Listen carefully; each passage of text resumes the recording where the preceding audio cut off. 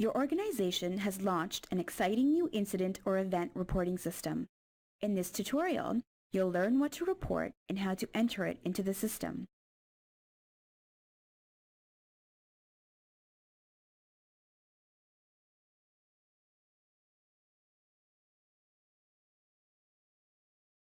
Let's start with what to report.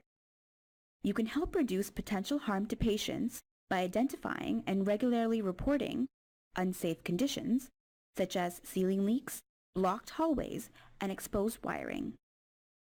Near misses, such as almost giving a child an adult dose of the medication, and of course, adverse events such as a fallen and injured patient. Now, to ensure you have all the required information at the time of file submission, let's get familiar with the content of a typical RL6 risk form. At a minimum, each form consists of 5 key sections. General allows you to identify broad and specific details about the nature of the event, such as the type of person affected and whether an injury occurred. When and where, as the name suggests, this section requires you to enter the time and location of the event. If a person was affected in the event, you'd enter key information about him or her, such as their first name and last names, their address, in the person affected details section. In the next section, you can enter any witnesses, notified members, or anyone in general who may have been involved in the event. And finally, you'll have an opportunity to add any relevant attachments, such as X-rays, photos, and documents in the last section. There may be some variation in your system and even additional sections. You're encouraged to familiarize yourself with each event type and its form structure.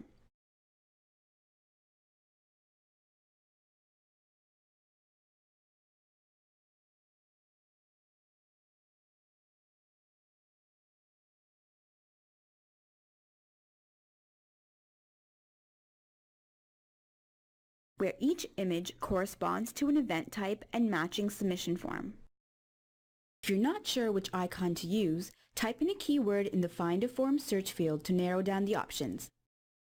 Then, click on the desired icon to view the blank form. Here's a sample patient ID documentation form. Here's the table of contents where each item is linked to a section on the form.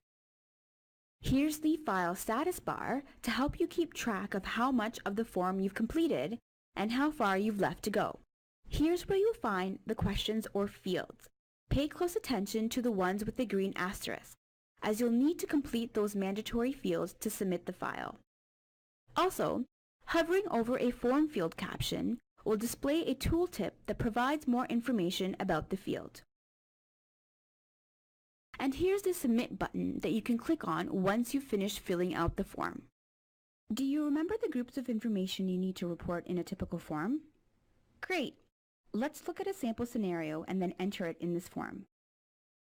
You are helping Jody, a 12-year-old inpatient, to prepare for her surgery today when you notice there is no signature on the consent form.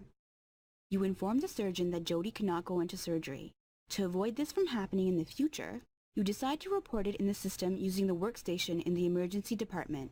Using the scenario, I'm going to fill in the form and make the appropriate selections. In a real-life scenario, you will enter as much of the information as you can on the form. But for training purposes, I will fill in the mandatory fields that are required in order to submit the form. First, I'm going to specify the event type.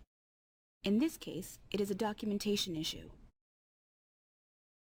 The type of person affected is an inpatient. The severity is a non-event unsafe condition. No injury occurred.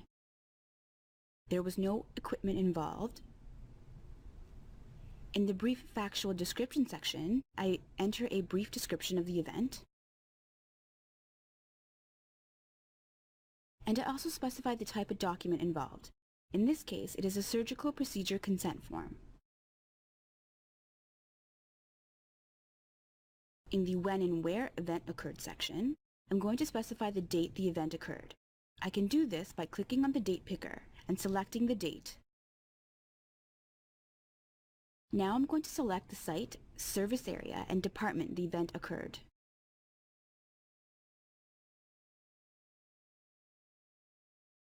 The Constraint Clear button, located here, allows you to clear out multiple field selections at one time. For example, if I realized I selected the incorrect site, I can click on the Constraint Clear button that also clears all related fields, such as the service area and department fields. This allows you to quickly re-enter the correct combination of information.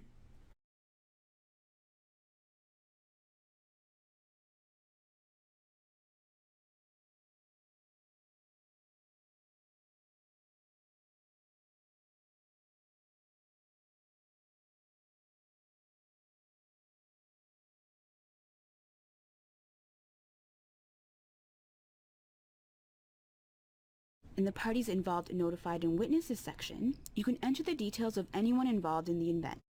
In this case, no other parties were involved. In the Attachment section, you can attach any files related to the event.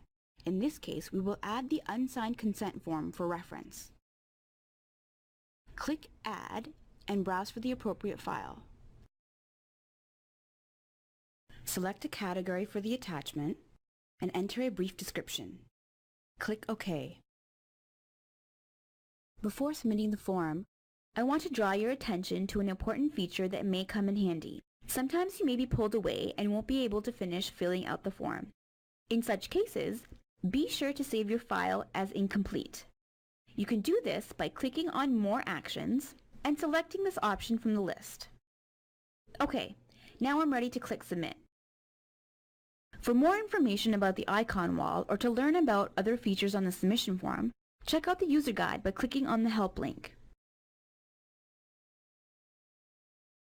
Before returning to your work, be sure to log out of the system.